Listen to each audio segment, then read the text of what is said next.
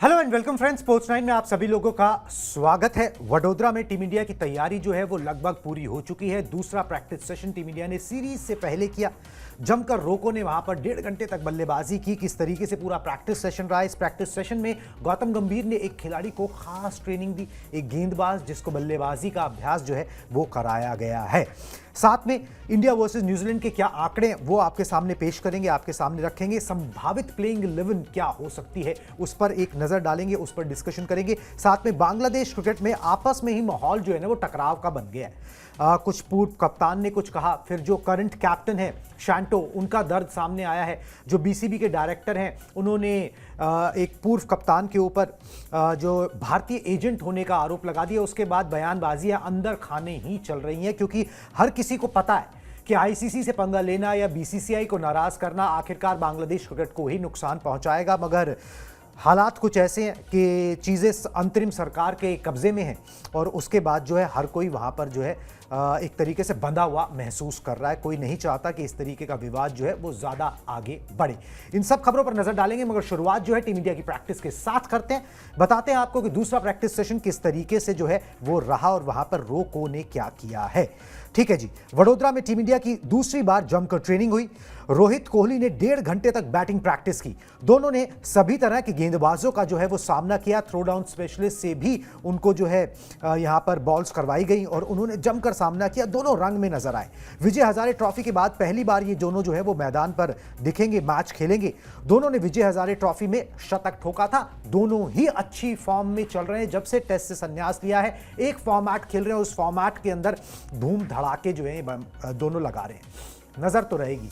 देखिए, आप कितना भी कह लीजिए, जब हम बात करते हैं ना तो लोग कहते हैं भाई, कई बार लोग भी कह देते हैं और कुछ लोग सोचते भी हैं कि भाई रोहित और विराट पर ही क्यों। मगर अब जब भी वनडेयर्स होंगी, क्योंकि रोहित और विराट का करियर बहुत ज़्यादा नहीं रहा है, 2027 वर्ल्ड कप तक वो खेलना चाहते हैं, वो भविष्य की गोद में है। मगर जितने भी मैचेस अब वो खेलेंगे, सिलेक्टिव मैचेस ओडीआई होती हैं, वो खेलेंगे। और जब भी वो होंगे सबसे ज़्यादा नज़रें रोहित और विराट पर ही रहने वाली हैं। प्रैक्टिस अच्छी नज़र आ रही है, पिच बल्लेबाजी के लिए माकूल नज़र आ रही है, स्टेज सेट नज़र आ रहा है। एक और 100, एक और जो है रिकॉर्ड के लिए। बिल्कुल। और देखिए, दोनों खिलाड़ी जब मैदान पर होते तो आई थिंक रिकॉर्ड्स की झड़ी लगती है। और जो हमने पिछला उनका एक दौर देखा था, जो पिछले मैचेस देखे थे वहाँ पर जिस तरीके से प्रदर्शन था, और खासतौर पर साल 2025 जो है वो दोनों प्लेयर्स के लिए काफ़ी यादगार रहा है। विराट के लिए थोड़ा सा मुश्किल था, शुरुआत थोड़ी सी मुश्किल थी, लेकिन फिर उसके बाद जिस तरीके से पारी को बड़ी पारी में तब्दील करने की कोशिश की और वो कोशिश जो है वो एक तरीके से उनकी पूरी भी हुई। वहाँ पर शतकीय बल्लेबाजी जो है वो साउथ अफ्रीका के खिलाफ बैक टू बैक आई। उसके बाद नाबाद बल्लेबाजी, वहाँ पर भी अर्धशतकीय बल्लेबाजी की। और फिर विजय हजारे ट्रॉफी में जिस तरीके से प्रदर्शन था, अपना पहला ही मुकाबला जब खेल रहे थे दोनों प्लेयर्स, दोनों के बल्ले से जो है वो शतकीय बल्लेबाजी आई। तो ये दर्शाता है कि अगर आप की प्रैक्टिस अच्छी है, और नेट्स में भी काफी दोनों बढ़िया नजर आ रहे थे। जो तस्वीरें सामने आ रही, वहां पर विराट कोहली काफी बढ़िया शॉट्स खेल रहे हैं। रोहित शर्मा की बात करें, वो भी काफी बढ़िया तरीके से जो है वो बल्लेबाजी करते नजर आए। अच्छी टच में दोनों प्लेयर्स हैं। और जब जब भी दोनों प्लेयर्स, हम कहते हैं ना कि साथ में होते हैं, मैच में होते हैं, टीम में होते हैं, तो बातें इनकी ना हो, ऐसा हो नहीं सकता। और दोनों एक तरीके से काम कंपोज अंदाज में, और उन्हें पता है कि क्या कुछ उन्हें करना है। सिर्फ एक फॉर्मेट खेल रहे हैं और उसके लिए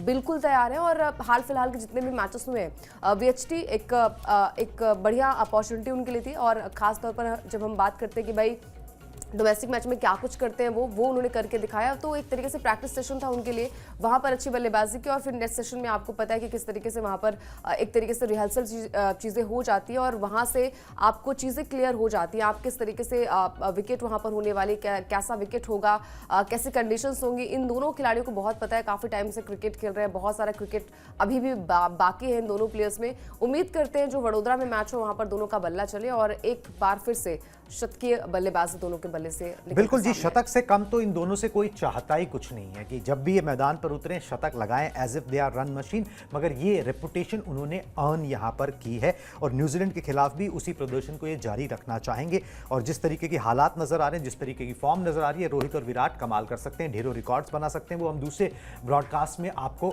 बता भी चुके हैं पिछले 2-4 दिनों के अंदर कि क्या क्या रिकॉर्ड्स जो हैं वो ये दोनों बना सकते हैं। विराट कोहली तो इनफैक्ट इस साल मतलब जो भी ओडीआईज खेले जाएंगे, 18 के करीब ओडीआईज हैं, उसके अंदर 10 रिकॉर्ड्स जो हैं वो अपने नाम यहां पर कर सकते हैं।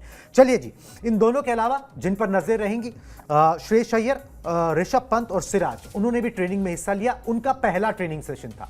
टीम इंडिया ने दूसरा ट्रेनिंग सेशन यहां पर किया है, तीसरा ट्रेनिंग सेशन भी है मैच से पहले, मगर वो एक लाइटर होता है, मैच डे -1। तो श्रेयस अय्यर, ऋषभ पंत और सिराज ने ट्रेनिंग में हिस्सा लिया। तीनों 9 जनवरी की शाम को ही भारतीय टीम से जुड़े। वीएचटी में, मतलब कि विजय हजारे ट्रॉफी में श्रेयस अय्यर ने 2 मैचेस में 127 रन बनाए। ऋषभ पंत ने वीएचटी में 6 पारियां खेली, 212 रन बनाए, मगर दिल्ली की टीम के साथ लीग स्टेज का आखिरी मैच भी उन्होंने खेला, उसमें उनकी बल्लेबाजी नहीं आई, दिल्ली वैसे ही जीत गई। मगर ऋषभ पंत जो है वो टीम के साथ रहे, और कुछ रन्स अंडर दी बेल्ट आ जाए ना तो वो हमेशा अच्छा होता है, चाहे वो घरेलू मैच में आए, वनडे मैच में आए, T20 मैच में आए, वो हमेशा आपके कॉन्फिडेंस को बूस्ट करते हैं, और वो ऋषभ पंत के साथ यहां पर हुआ। मोहम्मद सिराज ने भी 3 मैचेस खेले, ओडीआई टीम में उनका सिलेक्शन हुआ है। साउथ अफ्रीका के बाद जो टेस्ट सीरीज हुई थी उसके बाद कुछ उन्होंने खेला नहीं था कोई मैच। अब वो विजय हजारे में 3 मैचेस खेले, 7 विकेट झटके, एक मैच में तो उन्होंने 4 विकेट जो है वो झटके थे, तो वो भी अच्छी फॉर्म में जो है नजर आ रहे हैं। उनको भी व्हाइट बॉल से प्रूव करना है, श्रेयस अय्यर की वापसी होनी है। ऋषभ पंत को पता नहीं मौका मिलेगा कि नहीं, क्योंकि वो फर्स्ट चॉइस विकेट कीपर नहीं है। अनटिल अनलेस केएल राहुल को थोड़ा कोई निगल वगैरह ना हो जाए तो वो बेंच पर ही रहेंगे। मगर श्रेयस अय्यर, सिराज, इन दोनों के लिए बड़ा इंपॉर्टेंट, एक वनडे टीम में मौका मिला है, दूसरा वनडे टीम में वापसी कर रहा है। बिल्कुल। और देखिए, श्रेयस अय्यर की बात इसलिए भी हो रही क्योंकि एज अ वाइस कैप्टन वो टीम के साथ हैं, और टीम इंडिया में उनका सिलेक्शन जब हुआ था उसके बाद से तमाम चर्चाएं थी। हालांकि बीसीसीआई की तरफ से जो है वो हरी झंडी यानी कि ग्रीन सिग्नल जो है वो उनकी फिटनेस को जो है वो दे दिया गया है। और जिस तरीके से वीएचटी में हिमाचल के लिए एक बढ़िया नॉक खेली, 82 रन की पारी खेली, और उसके बाद जो पंजाब के खिलाफ मैच हुआ था वहां पर भी 45 रन की पारी खेली, तो दर्शाता है कि भाई बिल्कुल फॉर्म में है, फिट भी है, फाइन भी है। और जैसा हम उनसे उम्मीद करते हैं कि भाई नंबर 4 पर जिस तरीके से वो बल्लेबाजी करते हैं, और स्लॉट ऐसा है जहां से मैच को बनाना होता है, तो आई थिंक श्रेयस अय्यर बिल्कुल एक माइंडसेट के साथ आते हैं, क्लैरिटी होती है, थॉट्स क्या कुछ उनके दिमाग में चलते हैं वो बहुत क्लियर थॉट्स होते हैं। तो कहीं ना कहीं एक तरीके से मैच विनर खिलाड़ी हैं, जब भी टीम के साथ होते हैं तो एक अलग तरीके की एनर्जी उनकी भी होती है, और साथ ही साथ हमें भी पता होता है कि भाई श्रेयस मैदान पर है तो भाई कुछ धमाका करेंगे, थोड़ी सी टिक्कर बल्लेबाजी करेंगे, उसके बाद पारी को बड़ी पारी में कैसे एग्जीक्यूट करना है, रिजल्ट कैसे लेकर आना है, और तमाम सारी चीज़ें दर्शाती है कि भाई इंजरी के बाद थोड़ा सा कमबैक कर पाना मुश्किल होता है, लेकिन उन्होंने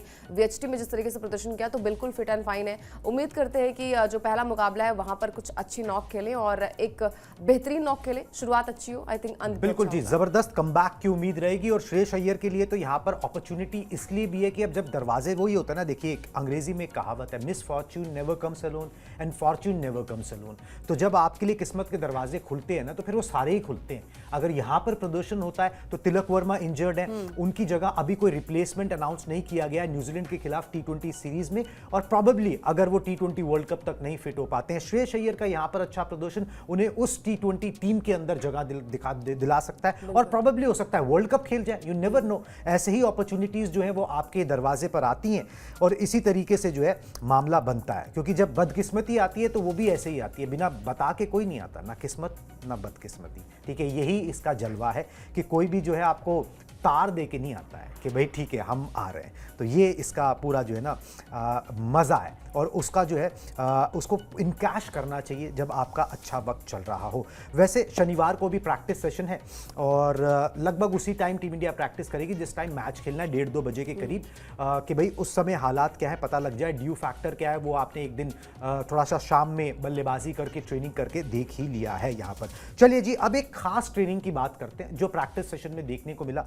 कोच गंभीर जो है एक खास खिलाड़ी को ट्रेनिंग करते हुए देते हुए नजर आए। ये खास खिलाड़ी कौन है? ये खास खिलाड़ी हैं जी कुलदीप यादव। वडोदरा में कुलदीप यादव के साथ काम करते हुए कोच गंभीर नजर आए। गंभीर ने कुलदीप की गेंदबाजी नहीं बल्कि उनकी बल्लेबाजी पर काम किया। आधे घंटे तक कुलदीप को का बल्लेबाजी का अभ्यास जो है ना वो कराया गया। कुलदीप का फुटवर्क सुधारते हुए कोच गंभीर यहां पर नजर आए हैं। बल्लेबाजी सुधर गई ना अगर कुलदीप यादव की, तो उनकी प्लेइंग 11 में जगह भी पक्की हो जाएगी, क्योंकि कोच को ना थोड़े ऑलराउंडर्स पसंद हैं जो कि बल्लेबाजी भी कर सके। वो चाहते हैं कि भाई अब सोच है इस तरीके की, और वो हमने आईपीएल के ज़माने से देखा है गंभीर के कि उनकी सोच इस किस्म की है कि अब क्रिकेट उस तरीके का हो गया है कि भाई जो पुछल्ले अगर आप बल्लेबाज कह लीजिए या जो कि गेंदबाज कह लीजिए, उनको भी ना कम से कम कुछ बल्लेबाजी आनी चाहिए। 1-2 खिलाड़ियों को ही आप कैरी कर सकते हो जो सिर्फ गेंदबाजी कर सकते हैं, उससे ज़्यादा फिर को बर्डन लगने लगता है। ये कोच की सोच है।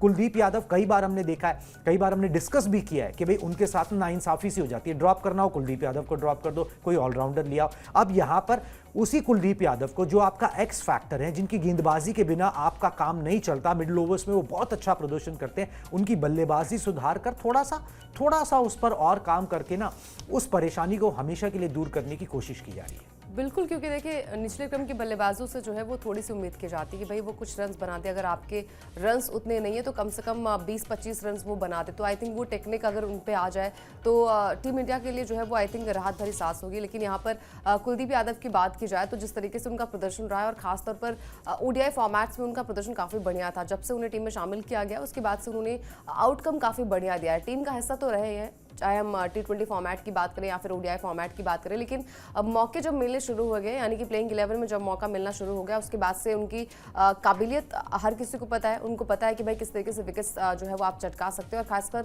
इंडियन कंडीशंस में जहां पर स्पिनर्स का बोलबाला होता है, वहां पर आई थिंक कुलदीप जो है एक मैच विनर उभर कर सामने आते हैं। और वो हमेशा हमने देखा साउथ अफ्रीका के खिलाफ जो मैच हुआ था, जो सीरीज हुई थी, वहां पर जो है वो बढ़िया प्रदर्शन किया था कुलदीप यादव ने। तो आई थिंक अगर उनको बैटिंग भी आ जाती, क्योंकि हर कोई चाहता है कि भाई थोड़ा सा वो बैट भी घुमाए, अगर बल्लेबाजी आपकी विकेट्स गिर जाते हैं, ऊपरी क्रम के बल्लेबाज नहीं चलते, उनके विकेट्स जल्दी गिर जाते, तो आई थिंक वो काम आप कर सकते हैं। जैसा हमने टेस्ट मैच में आकाशदीप को देखा है, वो अच्छी खासी बल्लेबाजी वो कर सकते हैं, और नाइट वॉचमैन के तौर पर कई दफा वो मैदान पर आया तो बड़ी पारी खेलकर भी गए, अर्धशतक की बल्लेबाजी भी खेल कर गए। तो आई थिंक अगर आप थोड़े बहुत मतलब अगर ट्रेनिंग सेशन में अगर आप चाहते हैं कि भाई ये खिलाड़ी जो है वो थोड़ा सा टीम में भी हो और कुछ कंट्रीब्यूशन कर सके बल्लेबाजी में, तो आई थिंक कुछ हर्ज नहीं होगा। बिल्कुल जी, एक मतलब कुलदीप यादव के लिए भी अच्छा है कि भाई अगर टीम मैनेजमेंट की सोच यही है तो अगर मैं 10, 15, 20 रन का कंट्रीब्यूशन दे सकूं 5-8 बॉलों के अंदर, तो फिर उससे बढ़िया बात कुछ नहीं हो सकती। उनकी भी जगह जो है ना वो सीमेंट हो जाएगी दोनों फॉर्मेट्स के अंदर ना, फिर आप उनको कंसीडर करोगे, फिर आप ये नहीं सोचोगे कि यार ये तो बल्लेबाजी से बिल्कुल भी योगदान नहीं दे सकता। चलिए कोई बात नहीं, ये एक अच्छी कोशिश है। 2027 तक कामयाबी अगर मिल जाए तो भी अच्छी बात है, 1 साल का भी समय मिल जाए तो भी अच्छी बात है, क्योंकि आप चाहते हो कि भाई आपके पास जो आपकी बल्लेबाजी डीप यहाँ पर हो।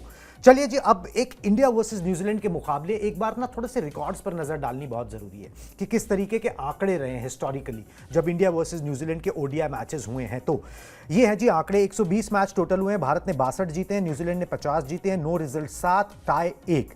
अब अगर देखें भारत में रिकॉर्ड कैसा है, वो बड़ा इंपॉर्टेंट हो जाता है। भारत में बिल्कुल इंडिया ने डोमिनेट किया है, 40 मैचेस हुए हैं, 31 में भारत ने जीत हासिल की है, 8 में न्यूजीलैंड ने। नो रिजल्ट है वो एक मुकाबला जो है यहाँ पर रहा है। कोई सोचने की बात नहीं है, हाईली फेवर में है इंडिया के। जिस तरीके की न्यूजीलैंड की टीम भी आई है, मेरे ख्याल से बी नहीं वो सी टीम जो है उन्होंने यहाँ पर भेजी है, क्योंकि अभी उनके लिए ओडीआईज उतनी ज़्यादा इंपॉर्टेंट नहीं है, उस तरीके से उन्होंने किया है। मगर उसके बावजूद ना सीरीज़ तो सीरीज़ होती है, वो न्यूजीलैंड का लुकआउट है कि वो किस तरीके से अपनी टीम भेजे। आपको दूसरी टीम को हल्के में नहीं लेना, आपको अपनी प्रोसेस को पूरा करना है, आपको अपना वो डोमिनेशन बरकरार रखना है। और उन टेस्ट मैचेस के बाद जहां पर आपको मतलब वो ऐतिहासिक हार मिली थी, उसके बाद न्यूजीलैंड की टीम आ रही है, तो आप बिल्कुल भी लाइट मोड में ना उनको नहीं ले सकते। आपको अपना प्रोफेशनल तरीके से इसको अप्रोच करना है, और यहाँ पर एक कन्विंसिंग विक्ट्री जो है ना, वो विक्ट्री कन्विंसिंग फिर वो दिखनी चाहिए, वो 3-0 दिखना चाहिए, तब आएगा मजा। बिल्कुल, और साल 2023 में जब न्यूजीलैंड इंडिया आई थी, वहां पर भी रोहित की कप्तानी में क्लीन स्वीप भारतीय टीम ने किया था ओडीआई फॉर्मेट में। तो क्या वो दोहरा पाएगी गिल की कप्तानी में? थोड़ा सा मुश्किल तो होगा, लेकिन क्योंकि हर कोई टीम आप हल्के में नहीं ले सकते। आप भले ही कह लीजिए ये बी टीम है या सी टीम है, इनके प्लेयर्स के नाम नहीं पता है, लेकिन कहीं ना कहीं आपको भी पता है कि क्या कुछ कर सकती है टीम, क्योंकि सामने वाली टीम भी एक प्रिपरेशन के साथ आती है, एक तैयारी के साथ आती है, और कहीं ना कहीं किसी भी टीम को आप हल्के में नहीं ले सकते। आपके रिकॉर्ड्स काफ़ी बढ़िया हैं, जैसे हमने कहा कि भाई अगर हम इंडिया के रिकॉर्ड्स, दोनों टीमों के रिकॉर्ड्स इंडिया में बात करें तो वहाँ पर डोमिनेंट जो है वो भारतीय टीम कर रही है, और ये दर्शाता है कि भारतीय टीम का ओडीआई फॉर्मेट में जिस तरीके से दबदबा अभी तक कर रहा है वो काफ़ी बढ़िया रहा है, और अभी टीम काफ़ी बढ़िया दिखाई दे रही है। चाहे आप किसी भी प्लेयर्स की बात करें, काफ़ी बढ़िया फॉर्म में दिखाई दे रहे हैं। रोहित विराट का जलवा जो है वो देखने को मिल रहा है, श्रेयस का कमबैक हो चुका है, क्या कुछ वो करेंगे, क्योंकि वीएचटी में उन्होंने करके दिखाया, केएल राहुल भी अच्छी फॉर्म में। तो आई थिंक पूरी की पूरी टीम जो है वो काफ़ी बढ़िया है। उम्मीद करते हैं कि जैसे अभी हम लगातार बात करें कि भाई अगर आप क्लीन स्वीप करें तो ज़्यादा अच्छा लगेगा। बिल्कुल जी। अब संभावित 11 पर एक बार नजर डाल लेते हैं कि मोटा मोटा संभावित 11 जो है ना, प्लेइंग 11 किस तरीके से इंडियन टीम की हो सकती है। दिखाएं जी फटाफट से। शुभमन गिल कैप्टन, रोहित शर्मा उनके साथ ओपन करेंगे, विराट कोहली, श्रेयस अय्यर, केएल राहुल, वॉशिंगटन सुंदर, रविंद्र जडेजा, नीतीश कुमार रेड्डी के रूप में 3 ऑलराउंडर्स आप टीम में देख सकते हो।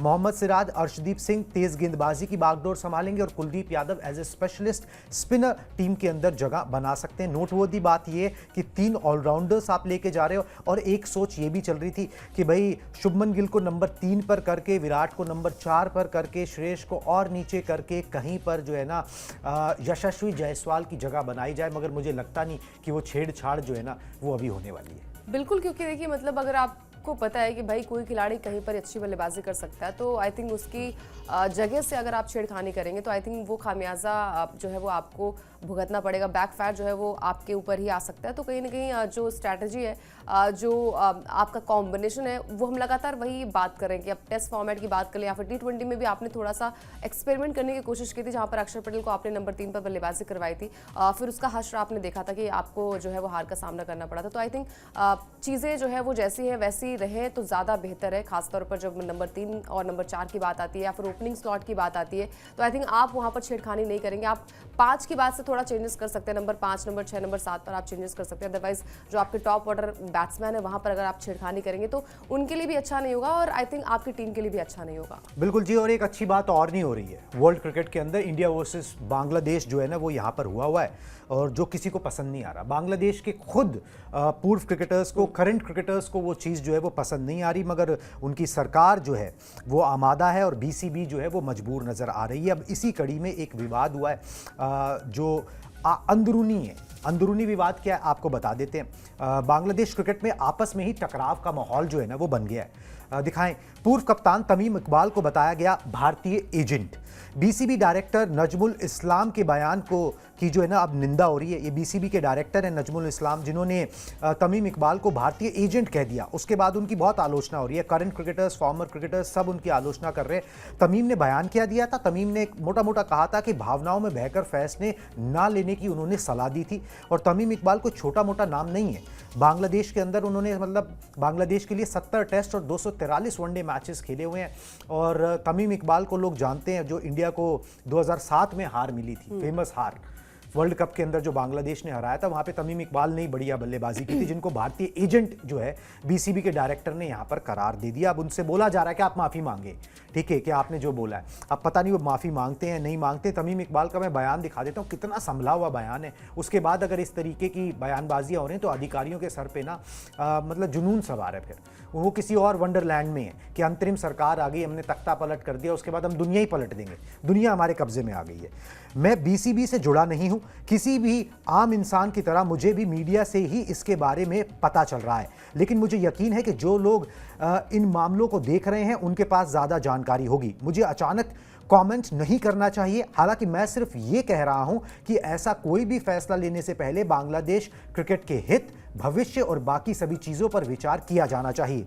कोई भी चीज़ बातचीत से सुलझ जाए तो इससे बेहतर कुछ नहीं हो सकता। क्या ही गलत उन्होंने बोल दिया, कितना ही संभला हुआ बयान उन्होंने दे दिया जिसमें उन्होंने अपने इमोशंस पर कंट्रोल किया। और भाई अगर बातचीत से सुलझा लो तो ज़्यादा अच्छा है। उसके बाद अगर आप इस तरीके का एक्सट्रीम रिएक्शन दे सकते हो बीसीबी में बैठ के, तो फिर आप आपको ना किसी गलत फहमी में हो। बेसिकली बीसीबी और उनकी अंतरिम सरकार, उनके जो सलाहकार हैं, वो किसी गलत फहमी में है। अपने देश में तख्ता पलट करना एक अलग बात है, दुनिया पलट देना और दुनिया को मजबूर कर देना। 95% ऑफ की फंडिंग जो है ना, जो बांग्लादेश क्रिकेट की, वो आईसीसी से आती है। अगर उन्होंने बंद कर दिया ना तो वहाँ क्रिकेट बंद हो जाएगा, ये इसमें कोई दो राय है ही नहीं। बिल्कुल नहीं है। और देखिए मतलब जो मसला शुरू हुआ था कि भाई मुस्तफिजुर रहमान को आपने आईपीएल से बर्खास्त किया, आपने आईपीएल से रिलीज़ कर दिया, तो उसके बाद से जो चर्चाएं थी, फिर आपने आईसीसी को भी पत्र लिखा। और आई थिंक जो बातचीत आपको बीसीसीआई से करनी चाहिए, आप अगर इस तरीके से बिहेव करेंगे और आप इस तरीके से अगर पाकिस्तान की राह अपनाएंगे तो आपके लिए मुश्किलें जो है वो बढ़ सकती है। छोटा सा मुद्दा था, उस मुद्दे को आई थिंक आप इस तरीके से लगातार खींच तान करके आप कह रहे हैं कि भाई वर्ल्ड कप खेले हम नहीं आएंगे, जो है वो हमारे सारे मैचेस जो है वो श्रीलंका में करा, जैसे पाकिस्तान के साथ हो रहा है। इससे पहले आपने कंपैरिजन किया कि भाई चैंपियंस ट्रॉफी खेलने के लिए इंडिया भी पाकिस्तान नहीं गई थी और फिर पाकिस्तान की टीम जो है वो वुमेंस वर्ल्ड कप खेलने इंडिया नहीं आई थी। तो बहुत सारी चीज़ें थी, तो कहने और करने में बहुत फ़र्क होता है। तो आई थिंक ये जो चीज़ें बैकफायर आपके हित में तो नहीं जाएंगी। आपके हित में चीज़ें जो हो सकती है वो ये हो सकती है कि जैसे अभी यहाँ पर जो तमीम थे उन्होंने बताया कि भाई जो चीज़ें बातचीत के साथ सुलझा सकती है, आई थिंक वो ज़्यादा बेहतर होगा आपके लिए। बिल्कुल जी, बातचीत से ही बात बनती है, क्योंकि अब धमकाने और डराने का तो ज़माना नहीं रहा, और दूसरा बांग्लादेश किसी सिचुएशन में नहीं है कि वो इस तरीके से जो है वो यहाँ पर कर पाए। चलिए जी, अकल आ जाए, बेशक थोड़ी देरी से आ जाए, मगर वो देरी अब हो चुकी है। अब उसमें और ज़्यादा अगर आपने परसिस्ट किया ना मामले को, तो फिर मामला जो है वो गड़बड़ा भी सकता है। उम्मीद यही कि ये मामला सुलझ जाए, दोनों देशों के बीच में कॉर्डियल रिलेशन भी हो जाए और क्रिकेट भी अपने ट्रैक पर जो है वो वापस आ जाए। नहीं तो मेरे को बांग्लादेश के उन खिलाड़ियों के लिए बुरा लगता है जो बेचारे बड़े कोशिश से आते हैं, कोशिश करते हैं, बड़ा दम लगाते हैं, हर वर्ल्ड कप में हम देखते हैं, और उसके बाद निराशा हाथ लगती है। ऊपर से इस तरीके के विवाद होने लग गए तो फिर आप तो कहीं के रह ही नहीं जाते ना कि जाके आप अपने किसी मोटिवेशन से खेल पाओ। चलिए जी, इस ब्रॉडकास्ट में अभी बस इतना ही। अब मुझे और अंकिता को दीजिए इजाजत। Tata bye bye.